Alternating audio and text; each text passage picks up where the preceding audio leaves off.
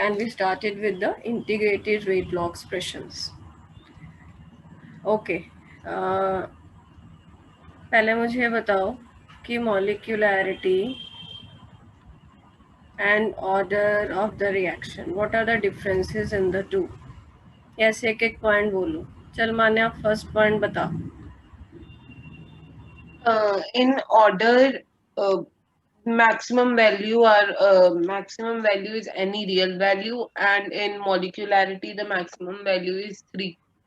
Yes, order में maximum value कोई भी रियल वैल्यू हो सकती है, मॉलिकुलरिटी 3 से ज़्यादा पॉसिबल नहीं होती.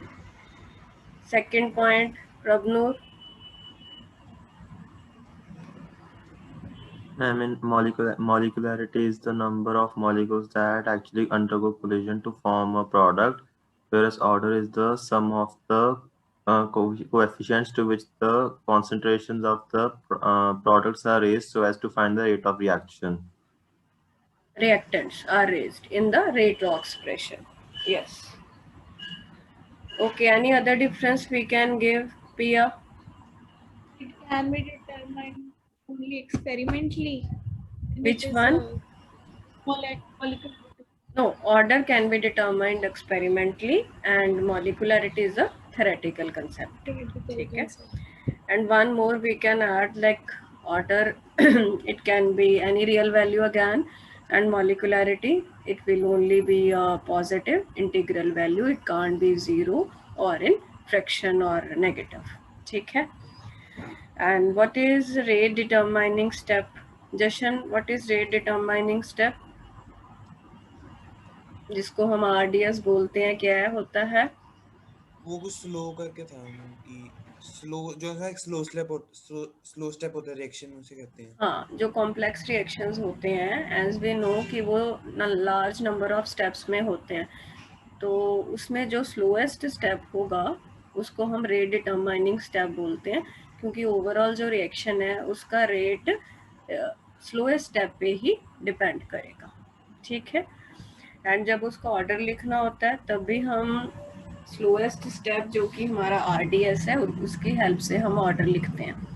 उसमें इंटरमीडिएट आता है तो हमको इंटरमीडिएट की कंसंट्रेशन को रिएक्टेंट प्रोडक्ट के कंसंट्रेशन में दिखाना पड़ेगा. रिएक्टेंट प्रोडक्ट डायरेक्टली आ गए तो हम ऑर्डर को एज सच लिख सकते हैं. Then integrated rate law expressions क्या होते हैं, एंड जीरो ऑर्डर के लिए हमने किया था, उसको रिवाइज करते हैं. इंटीग्रेटेड रेट एक्सप्रेशंस, इसकी हमें ज़रूरत क्यों पड़ती है, क्योंकि डिफरेंशियल फॉर्म में it is difficult to treat the equations, so we convert them into integrated forms. So the first one is for zero order. तो इसकी हमने डेरिवेशन करी थी, तो हमारे पास ये एक्सप्रेशन आया था AT is equal to A0 minus KT. ठीक है. And these are the concentration, so we need to show the square bracket. Now can you tell me what is A0? Nikhilesh, A0 क्या होता है? जल्दी बता. सुनी थी रिकॉर्डिंग, मैं कब से पूछ रही हूँ. A0 is the initial concentration of the reactant. Initial concentration of the reactant. Initial concentration मतलब जब टाइम 0 था तो कितना रिएक्टेंट था हमारे पास. AT क्या है, कितना बच जाएगा, concentration of reactant left after time t. Left after time t. वही माइंड में रखा करो कि मान लो 100 से शुरुआत की तो t 0 पे इनिशियल है, कुछ टाइम बाद जितना भी बचेगा से 80 से 70 that will be your A0.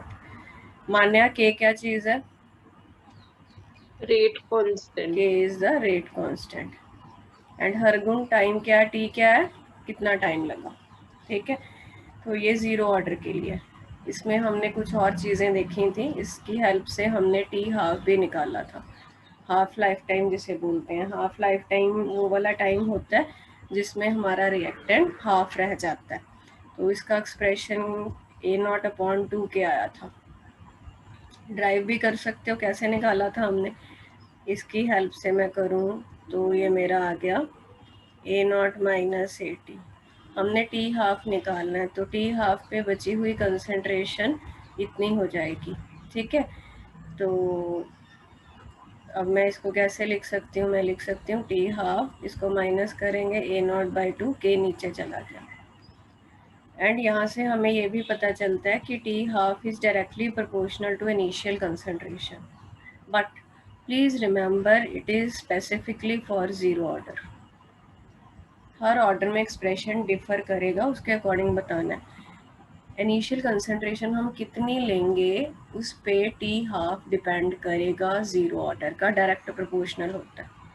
But जो रेट होता है जीरो ऑर्डर का, that is independent of the initial concentration, because it's a zero order, so rate of the zero order is constant.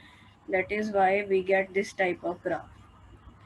But T half is directly proportional to initial concentration, and T completion 100% उसका हमारा आया था A not by के, वो double है T half से। क्यों double आ रहा है? क्योंकि हमारा ज़ीरो ऑर्डर है, ज़ीरो ऑर्डर में रेट कांस्टेंट रहता है, इसीलिए आधा टाइम, मतलब जो कंप्लीट टाइम है वो आधे से नेचुरली डबल होगा, क्योंकि रेट उतने ही रेट से रिएक्शन हो रहा था। बाकी इसका ये वाला ग्राफ भी हमने बनाया था, ए नॉट वर्सेस टी, तो ये इस टाइप का आएगा। इंटरसेप्ट ए नॉट है, स्लोप माइनस के आएगी। स्लोप काफ़ी बार पूछ लेते हैं, तो कंपेयर कर लिया करो y is equal to M x plus c से। x हमारा टाइम है, y हमारा ए टी है, ए टी मतलब कितनी कंसंट्रेशन बचेगी टी टाइम के बाद, c इंटरसेप्ट है, वो ए नॉट है। ठीक है, ये सारी कहानी ज़ीरो ऑर्डर की है। तो अब एक न्यूमेरिकल भी हम कर चुके, एक और करते हैं। 2 एग्जाम्पल याद रखना, एनसीईआरटी में दे रखी हैं। वैसे तो हम ऐसा नहीं याद रख सकते कि कौन सा रिएक्शन ज़ीरो ऑर्डर होगा, कौन सा फर्स्ट ऑर्डर होगा, बट जो एग्जांपल्स टिपिकली एनसीईआरटी में है वो हमको ध्यान में रखनी है। Decomposition of HI, hydrogen iodide on gold surface, ये ज़ीरो ऑर्डर रिएक्शन होता है। ठीक है, मतलब क्या है, जो मेटल के सरफेस पे जो रिएक्शंस होते हैं ना, ज़्यादातर वो ज़ीरो ऑर्डर ही होते हैं। डिकम्पोजिशन ऑफ HI मतलब गोल्ड के सरफेस पे हो रहा है ये रिएक्शन, वो ज़ीरो ऑर्डर की एग्जांपल है। And there is one more reaction, decomposition of ammonia on platinum surface, this is also zero order reaction. Metal के सरफेस पे होने वाले ज़्यादातर रिएक्शन ज़ीरो ऑर्डर ही होते हैं। याद रखने क्यों बोल रही हूँ, कई बार तो वो लिख के दे देते हैं कि ये ज़ीरो ऑर्डर रिएक्शन है, बट मान लो इन दोनों में से कोई हुआ और उन्होंने बताया नहीं ये कौन से ऑर्डर का, न्यूमेरिकल सॉल्व करने को बोल दिया, तो इसीलिए एटलीस्ट एनसीईआरटी वाले याद रख लेना। ठीक है, ये दोनों ही दे रखे हैं ज़ीरो ऑर्डर में। Now there is one question, question number है आपका बैक एक्सरसाइज का क्वेश्चन नंबर 4.3, ये इसकी हेल्प से होगा। ठीक है, देखो जरा क्या बोल रहा है। Decomposition of ammonia on platinum surface is zero order reaction. What are the rates of production of N2 and H2 if K is 2.5 into 10 power minus 4? ये दिया है इसने। ठीक है, ये इसने यूनिट्स गलत लिख दिए, के यूनिट आर वाले आने थे, क्योंकि ये ज़ीरो ऑर्डर है, मोल पर लीटर पर सेकंड आएगा। It's a mistake in NCERT, ये ठीक कर लेना। अब ये देखो, उसने पहले क्या दी थी, जो लाइन मैंने नई लिखी, उसने ये बोला था कि अमोनिया की डिकम्पोजिशन हो रही है प्लैटिनम पे, रिएक्शन नहीं लिख के दिया, वो खुद से आना चाहिए। लाइन लिख के दी है कि decomposition of ammonia zero order reaction है। और ये बताओ, ये बताना क्या करेंगे। पहले तो ये लिख लो, रेट लॉ लिख लिया मैंने, जीरो ऑर्डर है तो पावर जीरो होएगी। From this we can say that R is equal to K. आई बात समझ में? मेरे पास आर की वैल्यू आ गई, के की वैल्यू जितनी आई है। अब मुझे बताओ पूछ क्या रहा है पिया, क्या पूछ रहा है बेटा? Rate of production of N2 क्या निकालना है आपको? dN2/dt। और क्या निकालना है मान्या? dH2/dt। dH2/dt। इंडिविजुअल जब रेट निकालने होते हैं तो हम कॉफिशिएंट नहीं लगाते, ठीक है। ये इंडिविजुअल रेट निकालने हैं N2 नाइट्रोजन और हाइड्रोजन की प्रोडक्शन के। ये तुम्हारे पास इक्वेशन है। हमको इक्वेशन से रेट ऑफ रिएक्शन भी लिखना आता है, तुमको याद होगा। रिएक्टेंट में हम माइनस लगाते थे और प्रोडक्ट में हम प्लस लगाते थे। ਇਹਦਾ कोफिशिएंट था 1 नहीं है तो कुछ नहीं लाना। हम क्यों कोफिशिएंट लगा रही हूँ मैं? क्योंकि अब हम इसको R के बराबर कर रहे हैं। R क्या है? ये पूरे रिएक्शन का रेट है। ये चीज़ हो गई। अब क्या करेंगे? उसने पूछा क्या है? ये और ये पूछे हैं। तो तुमको इस इक्वालिटी से ये पता चल रहा है कि it is equal to R।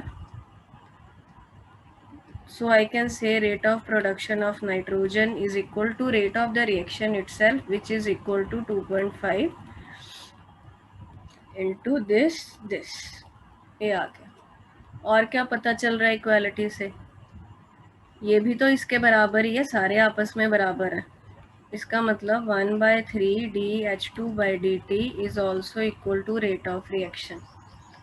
From this I can say dH2/dt 3 इधर ले जाओ 3R, दैट इज 3 इंटू इतना मोल पर लीटर पर सेकेंड। बस सॉल्व हो गया क्वेश्चन। क्लियर है?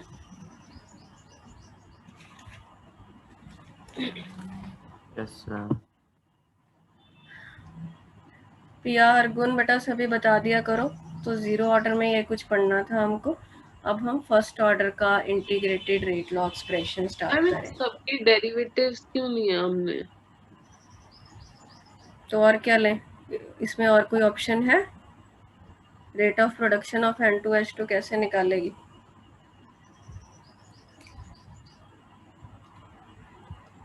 आगे बात समझ में? और कोई है नहीं ना इसमें। तो आगे लिखो जी, rate law expression for first order reaction.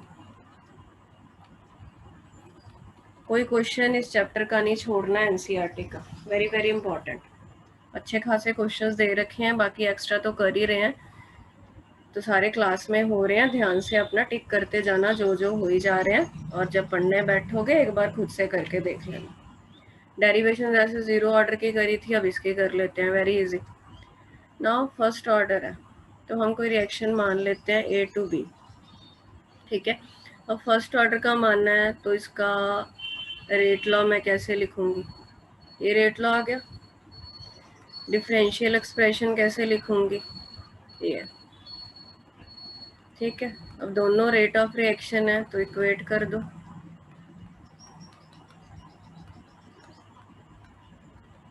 अब क्या कर सकते हैं? इसको रीअरेंज कर लो इजी फॉर्म बनाने के लिए। इधर चला गया। Now integrate both sides. Limit ले लो A0 to AT, टाइम की 0 to T। अच्छा, तुम उन लोगों ने पढ़ी होगी भाई इतनी तो डिफरेंशिएशन इंटीग्रेशन dx/x का इंटीग्रेशन ln x होता है। पता होगा ना? ये नहीं पता तो फिर याद कर लेना इसको। तो dA/A का इंटीग्रेशन ln A होगा, नेचुरल लॉग। जैसे dx/x का ln x होता है, dA/A का ln A होता है। Limit A0 to AT, K constant है, dt का इंटीग्रेशन t आ गया 0 to T, ठीक है। अब upper limit minus lower limit ln AT minus ln A0 is equal to minus t minus 0 होगा, ये बन जाएगा। यहाँ तक समझ में आ गया सबको?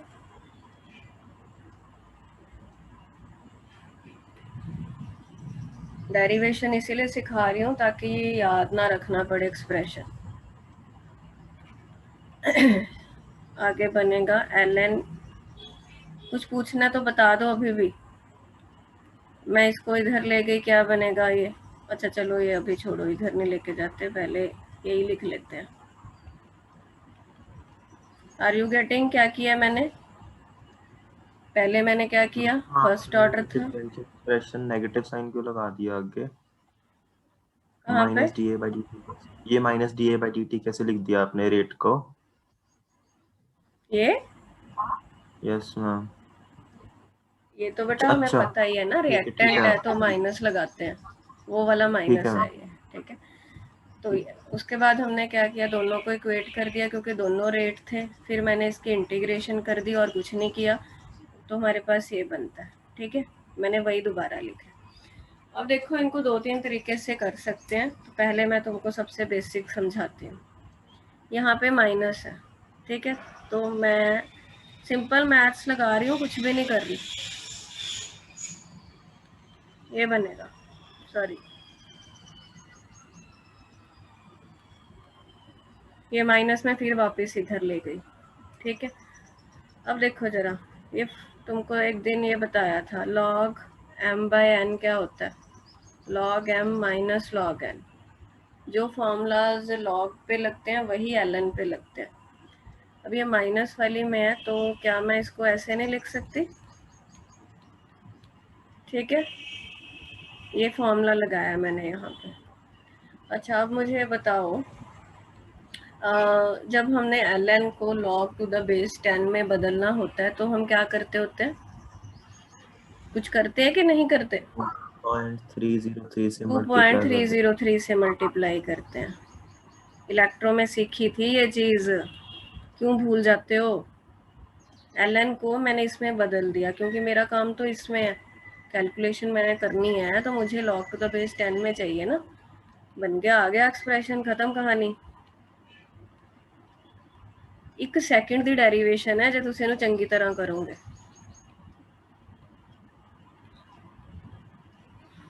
ये सबसे कॉमन फॉर्म है जो यूज होती है, इंटीग्रेटेड रेट लॉ है ये फर्स्ट ऑर्डर का। देखो दो फिर बोल रही हूँ, 0 और फर्स्ट तो करने ही करने हैं। डेरिवेशन समझ में आती है बहुत बढ़िया, नहीं तो फिर याद करने पड़ेंगे expressions. I personally recommend to learn the derivations to understand the derivations. Integrated rate expression for first order, ठीक है। और ये वेरिएबल्स के मतलब पता होने चाहिए। पता ही है अब हमें के रेट कांस्टेंट है, टी कितना टाइम पीरियड लगा, a not initial concentration of the reactant, a t कितना बचा। आगे बात समझ में, आफ्टर टाइम टी कितना बच जाएगा, वो चीज़ है। अब इसको हम थोड़ा देखते हैं।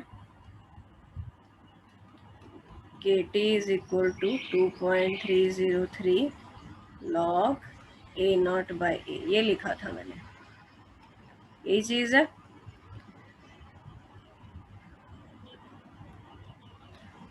अब देखो सपोज करो मुझे टी निकालना है, तो मैं क्या करूँगी?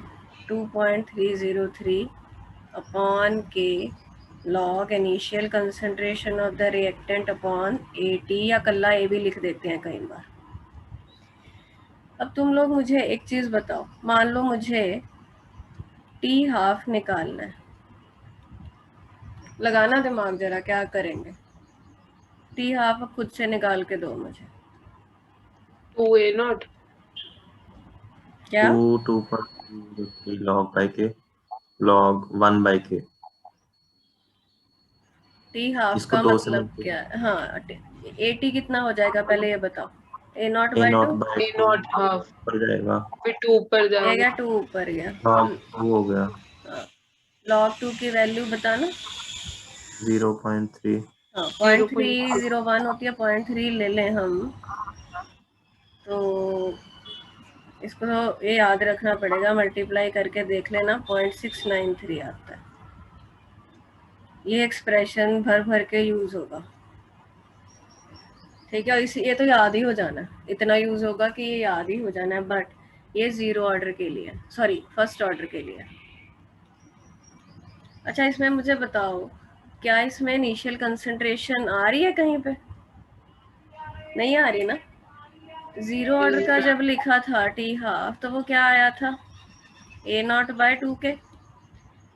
तो हमने किया था कि जीरो ऑर्डर में जो हाफ लाइफ टाइम है वो इनिशियल कंसंट्रेशन के डायरेक्टली प्रोपोर्शनल है, जबकि फर्स्ट ऑर्डर में half life time is independent of initial concentration. Zero first order में T half is independent of initial concentration, जबकि जीरो ऑर्डर में T half is directly proportional to initial concentration. ये चीज mind में रखनी है, ठीक है। बाकी फर्स्ट ऑर्डर में बताना जरा, के यूनिट क्या होते हैं? मोल पर लीटर पर सेकंड। गलत, वो तो जीरो ऑर्डर में होते हैं, फर्स्ट ऑर्डर पूछ रही हूँ। मोल पर वो, फिर लीटर पर सेकंड। अरे इतने में तो निकाल लेती, ये तो तुक्के मार रही है। पर सेकंड। पर सेकंड आएगा ना कल्ला मान्या, वो कट नहीं जाएगा। अच्छा ठीक। कंसंट्रेशन तक कट जाएगी ना, आ चीज है। देखो जब भी मैं यूनिट पूछूंगी निकाल लिया करो फटाफट। मोल पर लीटर होता है, ये कट गया तो बचा second inverse, time inverse basically हमको बोलना चाहिए। अब मैं एक दो इसके न्यूमेरिकल कराऊंगी, फिर मैं और भी इसमें बहुत कुछ बताने वाला है, ग्राफ भी हैं और भी बहुत कुछ है इसमें बताने वाला। पहले अभी तक जितनी चीज बताई है उसके रिलेटेड थोड़े क्वेश्चंस देखो जरा। सबसे पहले हम एनसीईआरटी से शुरुआत करेंगे, सॉल्ट एग्जाम्पल ही ले रही हूँ मैं अभी। तो देखो 4.7 एग्जाम्पल इज गिवन। क्वेश्चन क्या बोल रहा है? सिंपल सा क्वेश्चन है, कहता a first order reaction is found to have rate constant, that is K, 5.5 into 10 power minus 14 second inverse। First order reaction है, उसमें K दिया है। Find half life time, T half निकालना है। क्या करोगे पिया, क्या करेंगे? हर गुण बताओ, दोनों में से बताओ कोई। फर्स्ट ऑर्डर रिएक्शन है, एक्सप्रेशन लगा के उसकी 0.693 अपन के। हाँ बिल्कुल। अभी हमने किया कि फर्स्ट ऑर्डर में टी हाफ इतना है, बस कुछ करना ही नहीं है। के दिया है, टी हाफ पूछा है, वैल्यू पुट करो, कैलकुलेशन करो, आंसर आ जाएगा। जो आंसर आएगा मान्य उसके यूनिट क्या होंगे?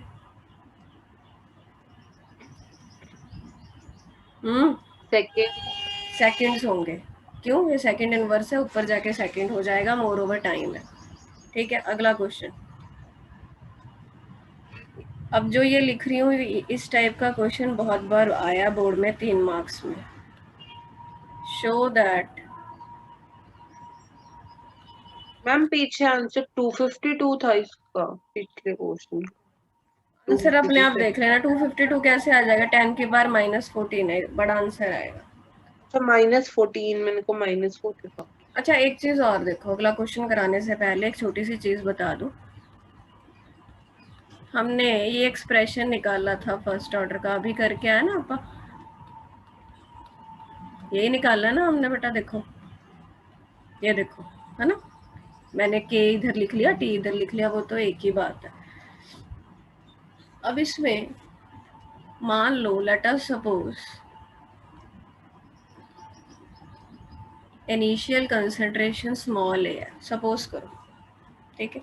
जैसे हम बात करते हैं कि हमने 100 से शुरू किया और कुछ टाइम बाद 80 रह गया, ठीक है। इसको मैंने ए मान लिया, स्मॉल ए लिया मैंने इस बार, और 80 रह गया तो वो 80 होता है, उसको हम लिखते हैं A-X। मतलब क्या है देखना जरा, कंफ्यूज नहीं होना, बहुत सिंपल सा कंसेप्ट है। इनिशियल कंसंट्रेशन मैंने स्मॉल ए मान ली, कंसंट्रेशन लेफ्ट मैंने ए माइनस एक्स मान ली। तो मेरा एक्स क्या होगा, कितना यूज्ड हुआ है, रिएक्टेंट यूज्ड। कैसे, मैं मान लूँ मैंने 100 से शुरुआत की, मेरा 20 यूज हो गया, तो मैं ऐसे बोल सकती हूँ 100 माइनस 20 कितना बच जाएगा, 80 बच गया। तो x क्या है मेरा यहाँ पे 20 है, कितना लिया था 100 लिया था, इनिशियल 100, कितना यूज हो गया 20, कितना बच गया 100 माइनस 20 दैट इज 80। समझ में आ गया है ये? Yes ma'am. ऐसा Yes, ma'am. क्यों लिखवाया मैंने, क्योंकि कई न्यूमेरिकल्स इस फॉर्म में भी होते हैं, वो बोलते हैं अभी इतना यूज हो गया, वो ऐसे दे देंगे आपको, जैसे क्वेश्चन में मैं दे देती 100 शुरू किया 20 यूज कर लिया, के बताओ, तो तुमको पता होना चाहिए कि यहाँ पे 100 माइनस 20 डालना है दैट इज 80। अब क्वेश्चन करते हैं। बेटा एक बात ध्यान रखो, कभी भी लेक्चर मिस हो जाए ना आपका कोई भी रीजन के कारण, तो अगला लेक्चर लगाने से पहले रिकॉर्डिंग सुन लेना, नहीं तो 2 लेक्चर बर्बाद हो जाएंगे, बिल्कुल फिर समझ में नहीं आता। ये ऐसी साइंस नहीं है, कोई भी ना केमिस्ट्री फिजिक्स बायो मैथ ऐसे सब्जेक्ट नहीं है कि तुम पिछला नहीं आता तो तुम अगला समझ लोगे। टाइम पास करना है वो फिर अलग बात है। Show that in a first order reaction, time required for, लिख लो इसको कॉपी पे न्यूमेरिकल को, show that in a first order reaction हैगा time required for completion of 99.9% is 10 times of half life of reaction। Question लिखो और उसके बाद मैं इसको सॉल्व करना स्टार्ट कराती हूँ। लिख लिया? Yes ma'am. देखो क्या पूछ रहा है, हमको कोई चीज प्रूव करनी है, जैसे मैथ्स में होता है ना प्रूव इट टू प्रूव, वो चीज है। क्या प्रूव करना है देखते हैं। हमको ये प्रूव करना है कि कोई रिएक्शन था A to B, वो फर्स्ट ऑर्डर था, ठीक है जी। उस रिएक्शन का जितना भी कोई T हाफ होगा उस रिएक्शन का, ठीक है, और उस रिएक्शन का एक T 99.9% है। इसका मतलब पता है क्या है T 99.9%, कि कितना टाइम लगेगा इस रिएक्शन को 99.9% होने में।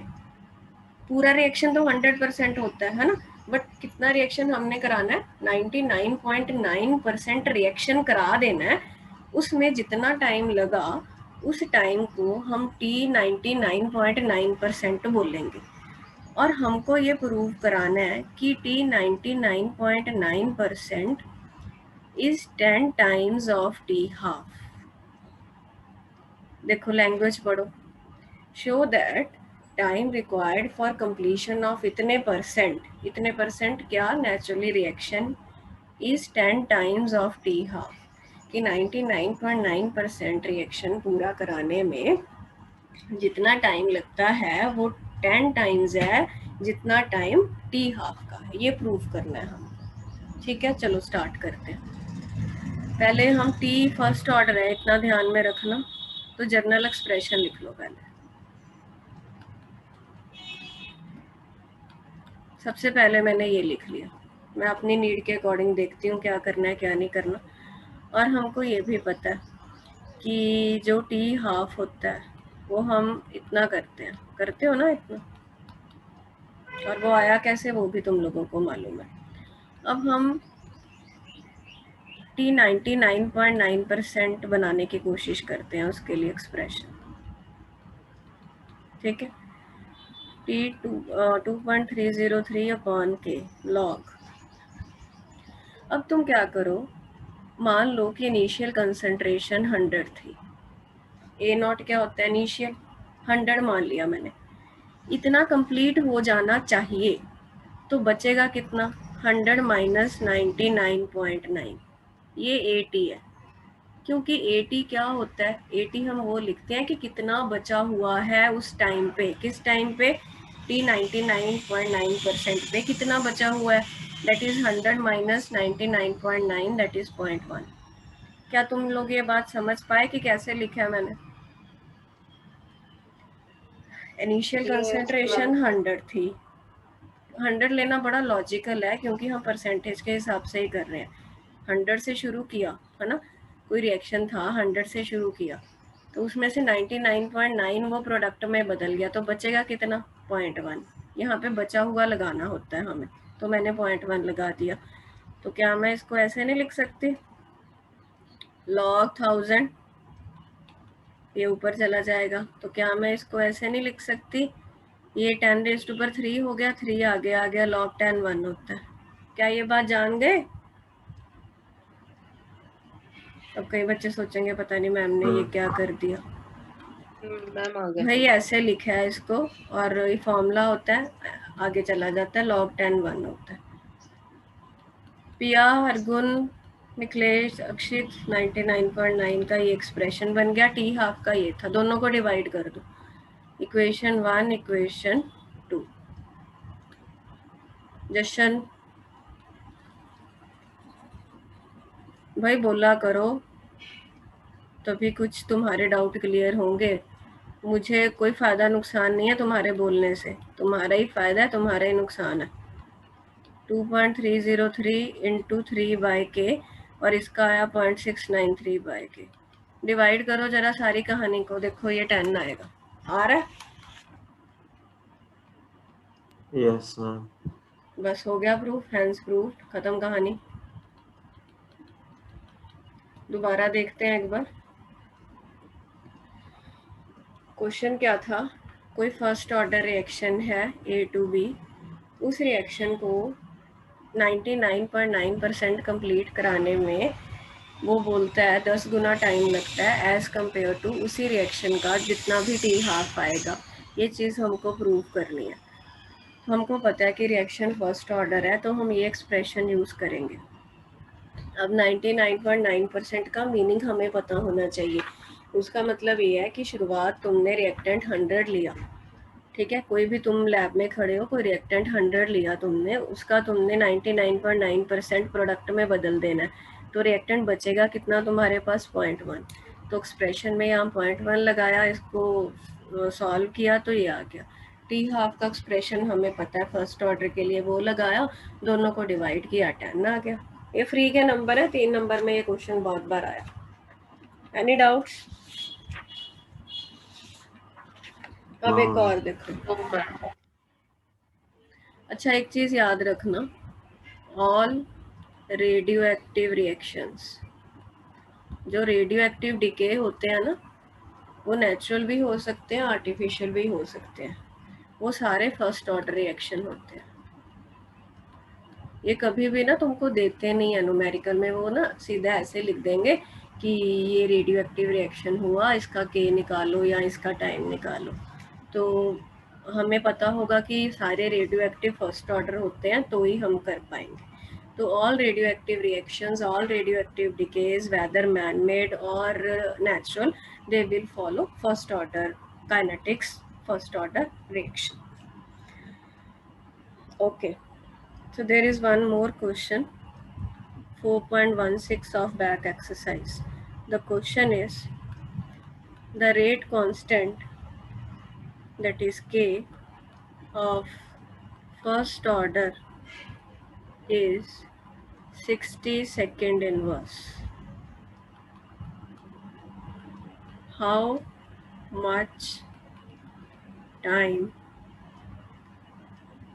will it take to reduce the initial concentration of reactant to its 1/16th value? Please try to solve it.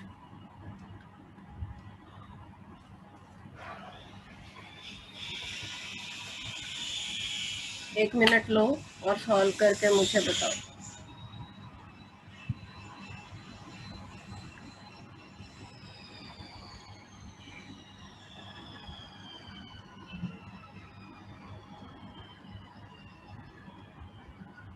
Test की तैयारी शुरू कर दो, आने वाला थर्सडे हो गया आज। एनसीईआरटी का कोई भी क्वेश्चन नहीं छोड़ना, सारे सॉलिड स्टेट के और सारे इलेक्ट्रोकेमिस्ट्री के एक क्वेश्चन याद कर लेना। वो lead battery and all that, वो फ्यूल सेल, करोजन, ये देखने में लगता है ऐसे टॉपिक्स हैं, बट क्वेश्चन आ जाते हैं और वो सारे फ्री के नंबर है याद करने वाला।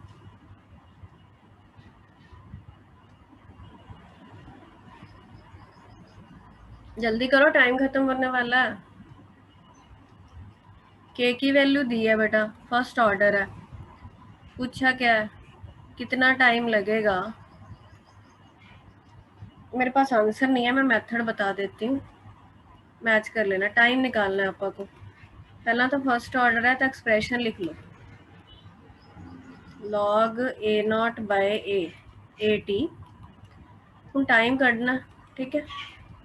के की वैल्यू दे रखी है, इनिशियल मान लो तुम्हारा ए नॉट था, ए टी कितना आएगा देखो।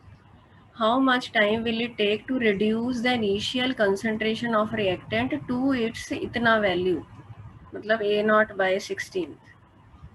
कितना टाइम लगेगा कि इनिशियल से इतनी वैल्यू रह जाए, टू इतनी रह गई।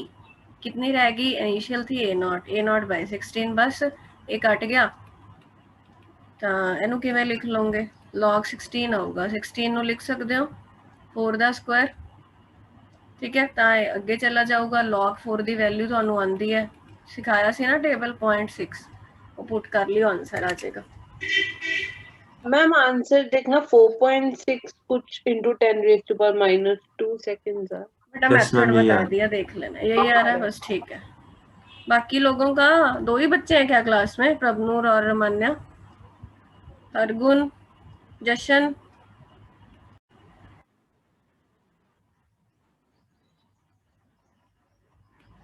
नाउ सी, अब क्वेश्चंस हमने कुछ प्रैक्टिस किए हैं, अब मैं थोड़ा सा ग्राफ्स पे जाती हूँ। ग्राफ्स के लिए ना मुझे डेरिवेशन एक बार फिर से मैं शॉर्टकट में तुम लोगों को बता देती हूँ, ताकि ग्राफ्स अच्छे से समझ में आ जाए, ठीक है। देखो जरा क्या किया था हमने, हमारे पास ये बन रहा था minus D A by D T is equal to ये, इससे फिर हमने ये निकाला था, ठीक है। तो फिर मेरा ये आया था एल एन सॉरी ए, तो हमने इसमें लिमिट देखी थी ए नॉट ए टी और ये माइनस के टी। फिर क्या किया था मैंने, अपर लिमिट माइनस लोअर लिमिट, ये निकला था, ठीक है। फिर मैंने एक्सप्रेशन इससे आपको बनाया था। अब डिफरेंट टाइप्स पे बेटा इस पे ग्राफ से पूछ लेते हैं, तो इसकी तो तुमको डेरिवेशन करनी ही पड़ेगी ताकि तुमको ग्राफ्स आ सके। अब इसी पे अभी छोड़ दो, तो इसको मैं ऐसे लिख सकती हूँ, एल एन में ही रहने दो अभी। अब compare it with y is equal to M x plus C. Now if I draw the graph between L N A या एल एन ए टी, एक ही बात है, वर्सेस टी, किस टाइप का ग्राफ आएगा मेरा, इस टाइप का, और इंटरसेप्ट होगा L N A naught, slope होगी माइनस की। तो ये क्वेश्चन आ जाता है कि draw the graph of first order L N A versus T. तो ये ग्राफ हम इस इक्वेशन से बनाते हैं। आ गई बात समझ में? और देखो क्या पूछ सकते हैं। अब ये वाली जो इक्वेशन है, इससे हम कौन सी इक्वेशन पे पहुंचे थे, हमने इससे ये बनाया था कि क्या किया था मैंने, इधर ले गई थी मैं माइनस, तो मेरा ये आया था L N A naught minus L N A T आया था। फिर हमने इसको क्या किया था, ये किया था, ठीक है ना। तो इसी को मैं ऐसे भी लिख सकती हूँ, तुमको मालूम है, ln a0 अपॉन at। अब ये देखो एक ये और ग्राफ, ये एनसीईआरटी में भी ग्राफ है। मैं आपको बोलूँ कि मुझे चाहिए graph ln a0 upon at versus t का, क्या करोगे? कंफ्यूज हो जाओगे, है ना? कंफ्यूज नहीं होना, पता है फर्स्ट ऑर्डर है, उसकी डेरिवेशन करना स्टार्ट कर देना। जब डेरिवेशन करोगे तो तुम्हें दिख जाएगा कि कौन सा एक्सप्रेशन पे ग्राफ बनाने को बोल रहा है। अब ये देखो, अब ये इक्वेशन आई, तो ये equation y is equal to M x plus C, intercept यहाँ पे कुछ नहीं है, 0 है, तो ये ऐसा ग्राफ आएगा। x क्या है मेरा, t है, स्लोप क्या आएगी इसमें, k अपॉन 2.303। ठीक हुई, ये वाला ग्राफ पूछ सकता है, यहाँ पीछे ln वाला आ सकता है, तो ln में एक्सप्रेशन रोक देना, log वाला पूछेगा तो उसे log टू द बेस 10 तक ले जाना, जैसे भी बनेगी बात। ठीक है। अच्छा एक चीज और देखो, जो तुम्हारा जीरो ऑर्डर रिएक्शन था, जीरो ऑर्डर रिएक्शन में हमने t 100% भी निकाला था, जिसकी वैल्यू a0/k आई थी। ठीक है, बट जो फर्स्ट ऑर्डर होता है रिएक्शन बेटा, उसमें t कंप्लीशन इन्फिनिटी आता है, मतलब वो कभी भी कंप्लीट नहीं हो पाता। मेरी बात समझ रहे हो? इसको प्रूव कर सकते हो, बट वो मैथमेटिकल है, मैं बता देती हूँ, समझ में आ गया तो ठीक है, वैसे उसका कोई क्वेश्चन नहीं आता। क्या बोला है मैंने, मैं रिपीट करती हूँ, जो ज़ीरो ऑर्डर होता है वो रिएक्शन कंप्लीशन तक जाते हैं, और उसको कंप्लीट होने में टाइम हम निकाल सकते हैं, a0/t लगता है। जो फर्स्ट ऑर्डर रिएक्शन होते हैं वो कंप्लीट नहीं होते, क्योंकि फर्स्ट ऑर्डर रिएक्शन कंप्लीट होने में इन्फिनिट टाइम लगता है। वो कैसे प्रूव करेंगे, प्रूव भी हो जाएगा। ये वाली इक्वेशन उठाओ, इसको अब देखना मैं क्या करूँ, इसको मैं ऐसे लिख सकती हूँ। ठीक है, अब तुम लोगों ने ln पढ़ा हुआ होगा थोड़ा बहुत, तो समझ में आ जाएगा। अब मैं एंटी लॉग ले रही हूँ इस इक्वेशन का, बट एंटी लॉग मतलब ln वाला ही ले रही हूँ, तो उसमें e आता है, ये एक्सप्रेशन बनेगा। इस इक्वेशन का यदि मैं एंटी लॉग ले लूँ तो वो ये बनता है। इससे ये पता लग रहा है at is equal to a0 e raise to पर minus kt। Step by step किया, ये बन रहा था, कर्सर देखना कहाँ जा रहा है, उससे ये लिख लिया, फिर उससे ये लिख लिया, फिर ये लिख लिया। अब at 0 है, at क्यों 0 है, क्योंकि हम ये निकालना चाह रहे हैं कि कुछ नहीं बचा, कुछ नहीं बचा तभी रिएक्शन कंप्लीट बोलेंगे ना। at 0 है, तो इससे ये पता चल गया e रेज टू पर माइनस kt 0 है। अब तुम लोगों ने पढ़ा होगा e रेज टू पर माइनस इन्फिनिटी 0 होता है, तो इन दोनों को मैं इक्वेट करूं तो मैं बोल सकती हूँ कि minus kt is equal to minus infinity. k तो कांस्टेंट है, k तो इन्फिनिटी नहीं हो सकता, तो इससे पता चल रहा है कि टाइम इन्फिनिटी है। ऐसे प्रूव होता है। तो फर्स्ट ऑर्डर में रिएक्शन कंप्लीशन तक नहीं जाता, इन्फिनिट टाइम लगता है। ठीक हुई बात? ये कुछ पॉइंट्स थे इसमें। आपने नेगेटिव एंटी लॉग को e कैसे लिखा? एंटी लॉग लेते हैं ना, जब इधर ln था ना, तो ये e रेज टू पर ये बना, नेगेटिव वाला होगा ना, नेगेटिव एंटी लॉग होगा ये। तभी तो ये माइनस है, वो माइनस तो एज सच ही रहा है, मतलब एंटी लॉग लेने से ये खत्म हो गया। ln में जब एंटी लॉग लेते हैं तो इधर e रेज टू पर हो जाता है। ओके, ये मैथ वाले बच्चे को ही आ पाएगा। अच्छा एक दो क्वेश्चन और है, एक मिनट रुको, उनको करते हैं। अच्छा एक 4.13 क्वेश्चन कर लेना बैक एक्सरसाइज का, बहुत आसान है, ये कर लोगे तुम लोग। एक क्वेश्चन अब करते हैं हम 4.19 बैक एक्सरसाइज का।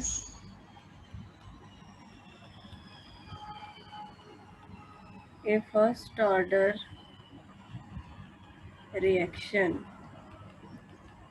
टेक्स, अपने आप करो और बताओ, 40 मिनट्स फॉर 30% डीकम्पोजिशन। जशन तुमने निकालना है इसका आंसर, इसकी कैलकुलेशन भी करो, बहुत इजी है। 1 मिनट का टाइम दे रही हूँ, सभी को सॉल्व कर दो।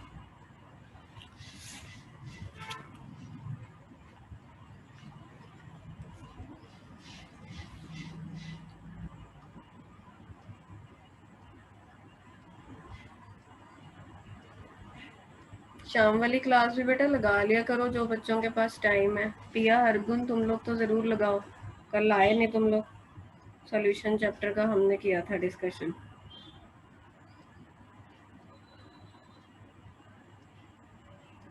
पिया स्पेशली तुम ज़रूर लगाओ, तुम्हें प्रॉब्लम इतनी ज़्यादा थी।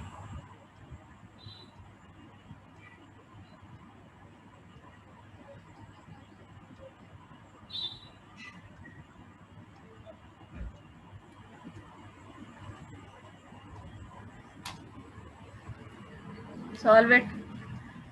फर्स्ट ऑर्डर रिएक्शन है, 40 मिनट्स लग रहे हैं 30% कंप्लीट होने में। इतना आ रहा है, ये कैलकुलेशन कैलकुलेटर से की लग रही है जशन मुझे, है ना। मेरे पास आंसर नहीं है, मैं खुद ही सॉल्व करूंगी अभी। नहीं लगाना बेटा कैलकुलेटर, मत यूज करो, कितनी बार बोलूं। हैबिट बन जानी है, फिर एंड में याद आएगा मैम ने ठीक कहा था, पूरा साल मैम की बात मान ली होती तो बढ़िया रहते।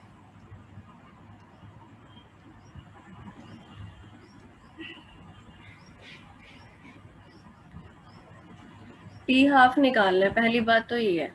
अब ध्यान दो जरा, टी हाफ का फर्स्ट ऑर्डर का फॉर्मूला ये है। जब फॉर्मूला तुम्हारे माइंड में आएगा तो तुम्हारे माइंड में ये चीज आएगी कि के नहीं मालूम, के है नहीं, तो के है नहीं और कुछ तो दे रखा है ना, तो के निकाल लेते हैं। फर्स्ट ऑर्डर में एक्सप्रेशन मालूम है, A0/80। तो एक और डाटा है ना, क्या डाटा कहता है 40 मिनट लग रहे हैं। कितना टाइम लग रहा है? 40 मिनट लग रहे हैं कि 30% डिकम्पोजिशन का मतलब है 30% रिएक्शन हो गया।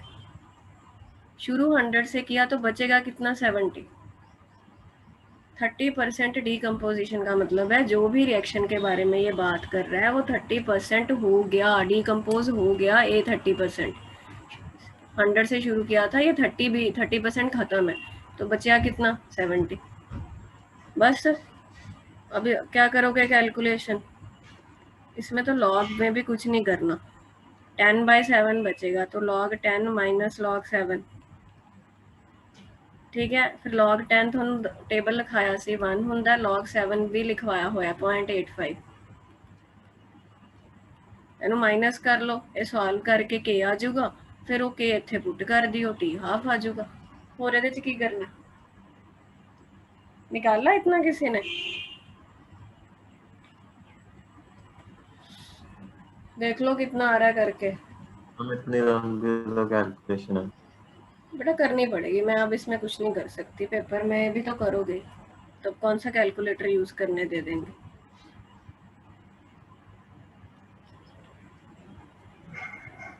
आदत बना लोगे तो बढ़िया।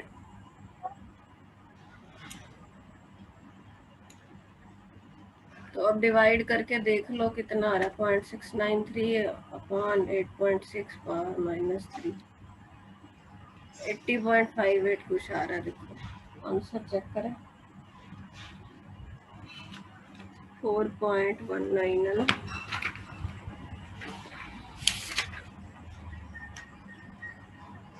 थोड़े 77.7 एग्जैक्ट है। इतना क्यों आया थोड़ा सा?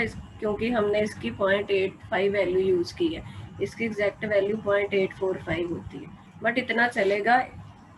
लॉक टेबल नहीं है तो इतना चलेगा, बाकी दे देंगे तो तुम लिख लेना, ठीक है। ऐसे ये क्वेश्चंस होंगे।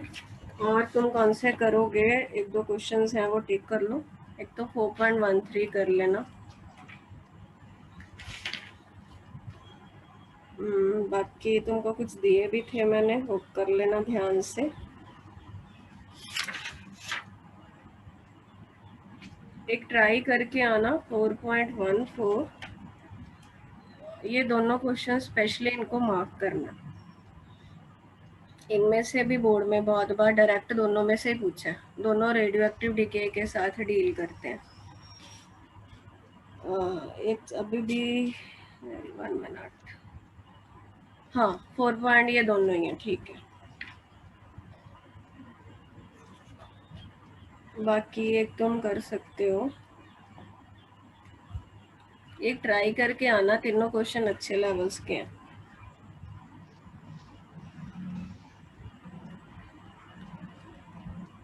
मैं भी टिक कर लेती हूँ, फिर देखेंगे कल निकले तो तुम्हारे 17, 14, 2.24 एंड 25। बाकी तो हमने सारे डिस्कस कर लिए हैं, ठीक है। और बेटा इसमें ग्राफ्स वगैरह देखो इम्पोर्टेंट है, फर्स्ट ऑर्डर में काफ़ी डेरिवेशन से जैसे भी है ग्राफ्स आएंगे। तो इतना करना, कल फिर ये डाउट्स ले लूँगी मैं आपके, और बाकी बोर्ड के लिए तो फर्स्ट और 0 ऑर्डर ही है। इसके बाद नया टॉपिक है, बाकी सेकंड ऑर्डर और जर्नल कोई भी ऑर्डर की भी डेरिवेशन है वो भी मैं आपको करा दूंगी, वो बाद में बट हम करेंगे अभी। इसके बाद इंटीग्रेटेड रेट लॉ एक्सप्रेशंस ख़त्म होते हैं, तो नेक्स्ट टॉपिक फिर हम कल स्टार्ट करेंगे। आज इतना ही बेटा, कल मिलते हैं, बाय बाय, टेक केयर।